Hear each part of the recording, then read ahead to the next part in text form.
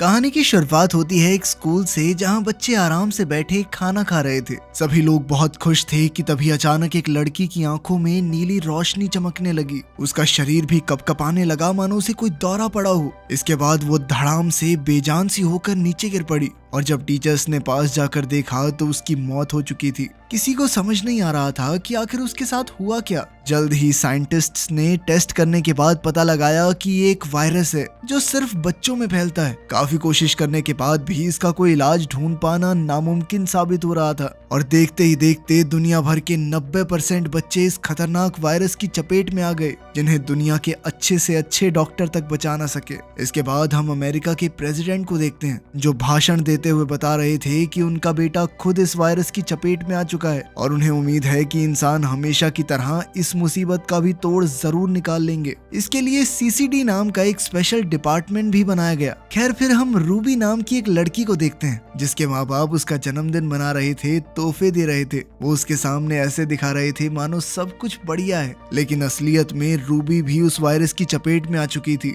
अब उसके माँ बाप को डर था कि वो उसे खो न दें। उसी रात रूबी को अकेले अपने कमरे में नींद नहीं आ रही थी तो वो उठकर अपनी माँ की बगल में जाकर लेट गई और उनका हाथ थाम लिया। लेकिन तभी अचानक उसकी आंखों में ऑरेंज कलर की रोशनी चमकी जिससे रूबी काफी ज्यादा घबरा कर अपने कमरे में भाग गई। अगली सुबह जब रूबी उठी तो उसे तो हमेशा की तरह सब नॉर्मल लग रहा था, लेकिन जैसे ही उसकी माँ ने उसे देखा तो वो पूछने लगी कि ये लड़की कौन है तू और घर में कैसे घुस गई। उसकी माँ को वो बिल्कुल भी याद नहीं थी। इस पर रूबी ने कहा कि मैं आपकी बेटी हूँ, मुझे कैसे भूल सकती हैं आप। ये देखिए ये गिफ्ट कल रात को दिया था आपने मुझे। लेकिन रूबी की माँ को लगा कि शायद ये कोई बीमार बच्ची है जो पुलिस से बचकर भाग रही है, जिसके बाद उसने रूबी को CDC की टीम के हवाले कर दिया। रूबी बेचारी रोती बिलखती रही, लेकिन CDC की टीम वाले उसे जबरदस्ती एक बस में बिठा कर ले गए। बस में उसी की तरह काफी सारे बच्चे बैठे हुए थे और एक गार्ड हाथ में बंदूक लिए खड़ा था मानो ये बच्चे नहीं कोई टेररिस्ट हो। जल्द ही बस CDC के हेडक्वार्टर्स में पहुंच गई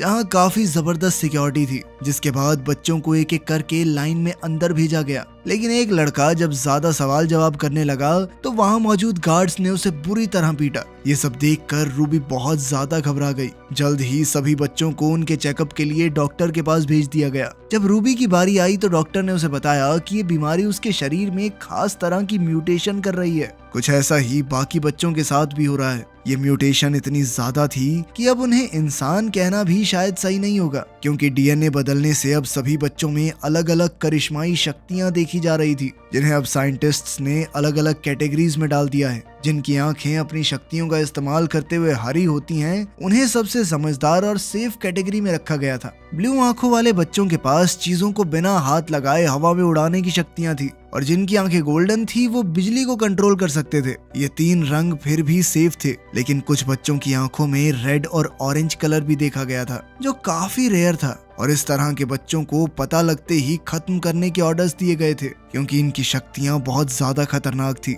जल्द ही टेस्ट के दौरान डॉक्टर को पता चला कि रूबी भी ऑरेंज है, जिसके बाद स्क्रीन पर टर्मिनेट यानी खत्म करने का मैसेज फ्लैश करने लगा। डॉक्टर ने रूबी को कुछ ना बताते हुए बड़ी शांति से एक इंजेक्शन उठा लिया जिसकी मदद से वो शायद रूबी को खत्म करने वाला था। रूबी को एहसास हो गया था कि कुछ तो गड़बड़ जरूर है, जिसके बाद उसने भागने की कोशिश तो की, लेकिन डॉक्टर ने तुरंत उसे पकड़ लिया। पर इससे पहले कि वो उसे इंजेक्शन लगा पाता, रूबी ने डॉक्टर का हाथ पकड़कर कहा कि वो ऑरेंज नहीं ग्रीन है। इस दौरान उसकी आंखों में ऑरेंज कलर भी चमका, जिसके बाद डॉक्टर ने चुपचाप रूबी की फाइल में उसका कलर ऑरेंज से ग्रीन कर दिया। इसका मतलब ये था कि रूबी के अंदर किसी के भी दिमाग पर काबू पाने की शक्ति है। इसके बाद सभी बच्चों को ग्रीन, ब्लू और गोल्डन कपड़े पहना दिए गए। रूबी ने देखा कि वहाँ कोई भी रेड और ऑरेंज कपड़ों वाला बच्चा नहीं था, क्योंकि शायद उन्हें पहले ही मार दिया गया होगा। इस तरह लगभग 6 साल बीत गए। अब जो काम तेज दिमाग वाले ग्रीन बच्चे बड़ी आसानी से कर लेते थे, वो रूबी को समझ नहीं आते थे। और इसी तरह एक दिन कैप्टन मैकमेनस की नजर उस पर पड़ी। वो रूबी से कहने लगा, जितना तेरा दिमाग है तू मुझे ग्रीन तो नहीं लगती। ये सुनकर रूबी काफी घबरा गई और जब वो अपने ग्रुप के साथ वापस कमरे में जा रही थी तो अचानक स्पीकर से हाई फ्रीक्वेंसी साउंड की बौछार हो गई, जो सिर्फ ये खास बच्चे ही सुन सकते थे। बाकी किसी पर इसका कोई असर नहीं था। जल्द ही रूबी बेहोश हो गई और उसकी आंख खुली मेडिकल रूम में, जहाँ एक फीमेल डॉक्टर उसके सामने बैठी थी। जल्द ही एक गार्ड ने वहां आकर डॉक्टर से कहा कि इलाज का समय बहुत हुआ, जल्दी चलो यहाँ से। डॉक्टर ने जल्दी से एक कागज पर कुछ लिखा और वहां से चली गई। उस नोट में लिखा था कि इन लोगों को तुम्हारी सच्चाई पता चल चुकी है, जिंदा रहना चाहती हो तो बॉयलर रूम में आकर मिलो। और रूबी ने बिल्कुल ऐसा ही किया। वो चुपचाप दूसरे कमरे में पहुंच गई, जिसके बाद वो डॉक्टर उसे सबकी नजरों से बचाते हुए अपनी गाड़ी तक ले आई। पर जैसे ही वो दोनों बेस से बाहर निकलने लगे तभी अचानक एक गार्ड ने उन्हें रोक लिया। पर अपनी शक्तियों की मदद से रूबी ने उस गार्ड के दिमाग को काबू में करके उससे दरवाजा खुलवा लिया, जिसके बाद आखिरकार रूबी बेस से बाहर आ चुकी थी। वो कई सालों बाद बाहर की दुनिया को देखकर काफी खुश थी, जिस पर डॉक्टर ने उसे बताया कि अब बाहर की दुनिया में जवान लोग बचे ही नहीं थे और इसलिए कई लोग तो ये शहर तक छोड़कर चले गए थे। तभी रूबी ने अपने माता पिता से मिलने की इच्छा जाहिर की, जिस पर डॉक्टर ने कहा कि ये बहुत खतरनाक होगा। साथ ही उस डॉक्टर ने उसे एक जीपीएस लॉकेट दिया, जिसका इस्तेमाल रूबी को मुसीबत के वक्त करना था, ताकि डॉक्टर और उसके साथियों को उसकी लोकेशन का पता चल सके। साथ ही डॉक्टर ने उसे बताया कि वो उसे एक कैंप में ले जा रही है, जहां रूबी जैसे कई और बच्चे भी मौजूद हैं।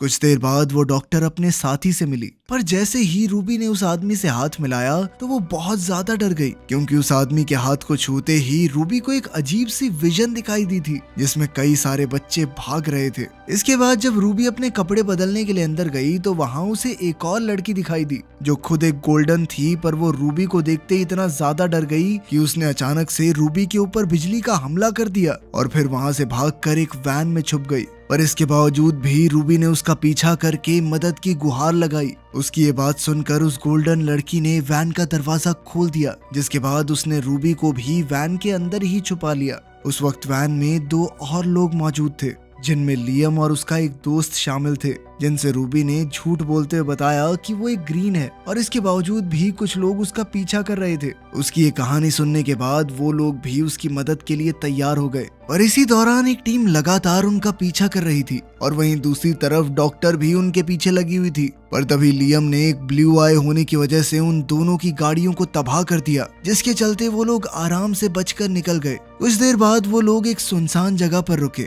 जहां लियम के दोस्त को समझ नहीं आ रहा था कि आखिर रूबी एक ग्रीन होने के बावजूद ऐसे छुप छुप कर क्यों भाग रही है, क्योंकि उसके मुताबिक रूबी किसी के लिए कोई खतरा नहीं थी। पर अपनी सच्चाई को जानते हुए रूबी के पास इस सवाल का कोई जवाब नहीं था, और इसीलिए उसने इस बात पर गुस्से से जवाब दिया कि अगर तुम लोगों को मेरी मदद नहीं करनी तो जल्दी जल्दी बता दो, मैं चली जाऊंगी यहाँ से। जिस पर लियम ने उसे शांत कराते हुए बताया कि वो सभी लोग एक खास जगह जा रहे हैं, जहाँ एक ऑरेंज आंखों वाला लड़का है जो उन सभी को सुरक्षित रख सकता है, और अगर रूबी चाहे तो वो भी उनके साथ आ सकती है। ये सुनते ही रूबी तुरंत ही इसके लिए तैयार हो गई। रास्ते में रूबी ने लियम से पूछा कि आखिर वो बेस से क्यों भागे हैं, जिस पर लियम ने उसे बताया कि असल में उन सभी पर अजीब अजीब से एक्सपेरिमेंट्स किए जाते थे, जिसके जरिए सरकार उन सभी बच्चों की एक आर्मी बनाना चाहती है, जिसका इस्तेमाल दुश्मनों के खिलाफ किया जा सके। और इन्हीं सब चीजों के चलते उन सभी ने बेस से भागने का प्लान किया था। उधर उस डॉक्टर को भी पकड़ लिया गया था, जिसने रूबी को ग्रीन होने का सर्टिफिकेट दिया था, और थोड़ी पूछताछ के बाद उसे मार दिया गया।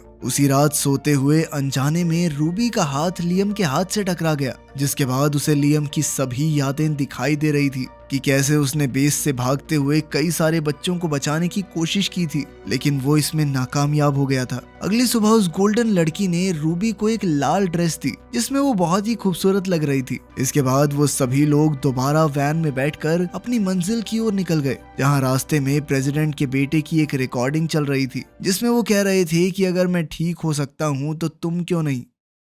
कुछ देर बाद ये लोग सामान खरीदने के लिए एक मॉल में रुके, जो पूरी तरह से खाली था, और तभी अचानक कुछ और बच्चों ने इन पर हमला कर दिया, जिसके बाद गोल्डन बच्ची ने अपनी शक्तियों से उन सभी को रोक दिया। असल में वो सभी बच्चे भी बिल्कुल इनके जैसे ही थे, और उनके पास भी कुछ जादुई शक्तियां थी। इसीलिए सभी बच्चों ने रात भर बैठकर ढेर सारी बातें की। इस दौरान लियम ने उस ऑरेंज लड़के का पता जानने की कोशिश की, ताकि वो सभी जल्द से जल्द खुद को सुरक्षित कर सकें। पर उन बच्चों का कहना था कि कोई भी इंसान इतनी आसानी से वहां तक नहीं पहुंच सकता, क्योंकि वो जगह बहुत खुफिया थी। पर तभी रूबी ने उस लड़के के दिमाग को काबू में करके उससे वो पता निकलवा लिया। जो एक खास कोड था, जिसके बाद लियम का दोस्त और रूबी उस कोड का मतलब निकालने में लग गए। कुछ देर तक मेहनत करने के बाद जब उन्हें आखिरकार उस कोड का मतलब मिल गया तो वो सभी लोग बहुत खुश हुए। उस वक्त उसके बाकी सभी दोस्त भी वहां मौजूद थे और अब उन्हें समझ आ गया था कि रूबी ग्रीन नहीं बल्कि ऑरेंज थी। लेकिन रूबी को लग रहा था कि शायद उसके दोस्त अब उससे डरने लग जाएंगे, पर लियम के मुताबिक इसमें डरने वाली कोई बात थी नहीं। जिस पर रूबी ने उसे बताया कि असल में वो अपनी शक्तियों पर काबू नहीं कर पाती और अगर उसने अपनी शक्तियों का इस्तेमाल किसी पर अचानक से कर दिया तो उस इंसान की मौत भी हो सकती है। इसके बाद ये सभी लोग आगे बढ़ते रहे, पर कुछ देर चलने के बाद ही अचानक फौजी जैसे कपड़े पहने हुए बच्चों ने उन पर हमला कर दिया। पर तभी उनमें से एक ने लियम को पहचान लिया, जिसके बाद अपनी बातचीत के दौरान लियम ने उन्हें बताया कि वो बस रहने के लिए एक सुरक्षित जगह चाहते हैं। उसकी ये बात सुनकर वो बच्चे उन्हें अपने साथ ऑरेंज लड़के के पास ले आए, जो असल में कोई और नहीं बल्कि प्रेसिडेंट का बेटा ही था और वो रूबी और उसके साथियों को देखकर काफी खुश था। जिसके बाद उसने बताया कि असल में प्रेसिडेंट ने सबसे झूठ बोला था कि वो पूरी तरह से ठीक हो चुका है, पर असलियत में उसके ऊपर कई सारे एक्सपेरिमेंट किए जा रहे थे और जब कोई भी एक्सपेरिमेंट सही नहीं चला तो सरकार ने कैंप बनाकर बच्चों को वहां रखना शुरू कर दिया। साथ ही उसने रूबी से वादा भी किया कि वो उसे अपनी शक्तियों का इस्तेमाल करना सिखाएगा। इसके बाद रूबी ने धीरे धीरे अपनी शक्तियों को जानना शुरू किया और अब वो उन पर काबू पाना भी सीख रही थी कि तभी एक दिन जब वो बहुत ज्यादा उदास थी तो वो ऑरेंज लड़का उससे मिलने के लिए आया और उसने रूबी से कहा कि सिर्फ एक ऑरेंज ही दूसरे ऑरेंज को समझ सकता है और ये कहते ही उसने रूबी का हाथ पकड़ लिया। पर ठीक उसी वक्त लियम ने उन दोनों को देख लिया, जो उसे बिल्कुल पसंद नहीं आया। इधर रूबी का हाथ पकड़कर वो लड़का उसकी सभी यादों को देख पा रहा था, जिसके जरिए उसे पता चला कि आखिर उस रात रूबी के साथ क्या हुआ था। असल में जब रूबी रात को अपने माता पिता के पास गई तो उसने अनजाने में उनका हाथ पकड़कर उनकी सारी यादें मिटा दी थी, जिसके चलते वो दोनों उसे भी भूल गए। पर ये सब देखकर वो ऑरेंज लड़का बहुत ज्यादा हैरान था, क्योंकि ये सब करना तो उसे तक नहीं आता था और अब वो रूबी से ये सब सीखना चाहता था। लेकिन रूबी ने बताया कि वो खुद भी नहीं जानती कि वो ये सब कैसे कर पाती है। कुछ देर बाद जब वो कमरे से बाहर निकली तो उसकी मुलाकात लियम से हुई, जो उससे काफी नाराज था और उसका कहना था कि वो जानता है कि उन दोनों के बीच क्या चल रहा है। रूबी ने उसे समझाने की कोशिश की कि वो गलत समझ रहा है और साथ ही उसका कहना था कि वो दोनों चाहकर भी कभी पास नहीं आ सकते, क्योंकि उसे डर था कि वो लियम के साथ भी वही ना कर दे जो उसने अपने माता पिता के साथ किया था।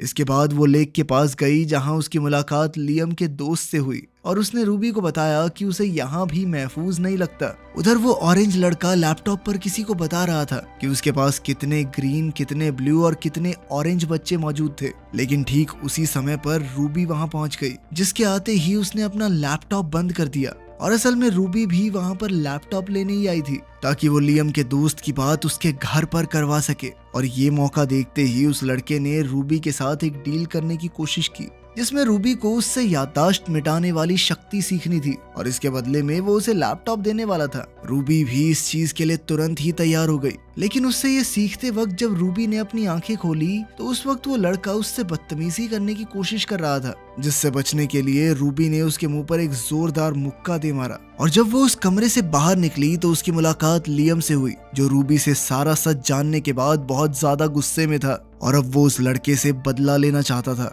लेकिन रूबी ने उसे किसी तरह से रोक लिया, क्योंकि वो जानती थी कि अब वो लोग यहाँ पर महफूज नहीं है, अब उन्हें जल्द से जल्द वहाँ से निकलना था। उसी रात जब वो लोग वहाँ से भाग रहे थे तभी वहाँ बेस कैंप का जनरल पहुँच गया, जिसके साथ वो ऑरेंज लड़का भी था। और अब जाकर उन बच्चों को पता चला कि असल में ये ऑरेंज लड़का भी है तो अपने बाप का ही वफादार। वो ज्यादा से ज्यादा बच्चों को इकट्ठा करके उनकी एक फौज बनाना चाहता था। इसके बाद उसने लियम को अपने काबू में किया और फिर उसे बेरहमी से पीटना शुरू कर दिया। पर तभी रूबी ने कमांडर को काबू में करके उसे खत्म कर दिया, जिसके ठीक बाद उस गोल्डन लड़की ने भी अपनी शक्तियों की मदद से बाकी फौजियों पर हमला बोल दिया। इसके बाद रूबी ने अपने बाकी तीनों साथियों को वापस जाने को कहा, जिसके बाद वो उस ऑरेंज लड़के के सामने अकेली ही खड़ी हो गई। फिर उसने पूरी फौज को काबू में करके उनकी बंदूकें उस लड़के की तरफ तान दी, पर तभी उस लड़के ने दोबारा काबू करके उन सभी को आपस में ही लड़वा दिया। रूबी की लाख कोशिशों के बावजूद उस लड़के ने रूबी पर भी काबू पा लिया,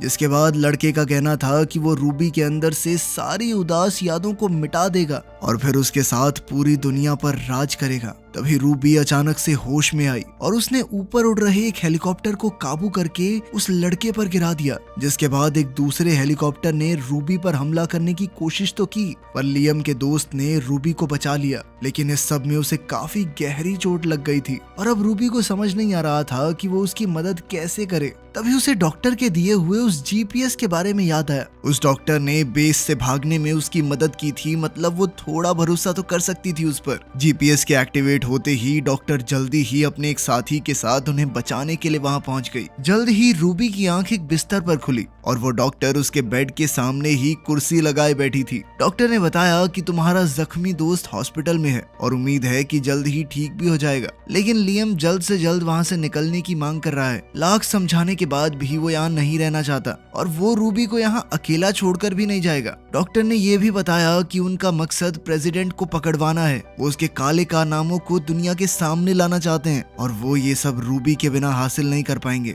रूबी नहीं चाहती थी कि लियम को कोई भी नुकसान पहुंचे, इसीलिए उसने लियम के करीब जाकर अपनी शक्तियों से उसके दिमाग से अपनी हर एक याद मिटा दी। इसके बाद रूबी ने उसे उसका बैग थमाकर घर जाने को कहा, जिसके लिए लियम तुरंत ही तैयार हो गया। अपने प्यार को उसे भुलाकर जाता देख रूबी की आंखों में आंसू आ गए, लेकिन वो जानती थी कि यही सही है। दूसरी ओर हम प्रेसिडेंट के लड़के को देखते हैं जो अभी तक जिंदा था। इस वक्त वो अपनी आर्मी के सामने खड़ा था जिनको उसने अपने वश में कर रखा था। वहीं रूबी भी उसका सामना करने के लिए पूरी तरह से तैयार थी। यहीं पर मूवी खत्म होती है। सेकंड पार्ट अभी आया नहीं है, जब आएगा बना देंगे। मिलते हैं अगली वीडियो में।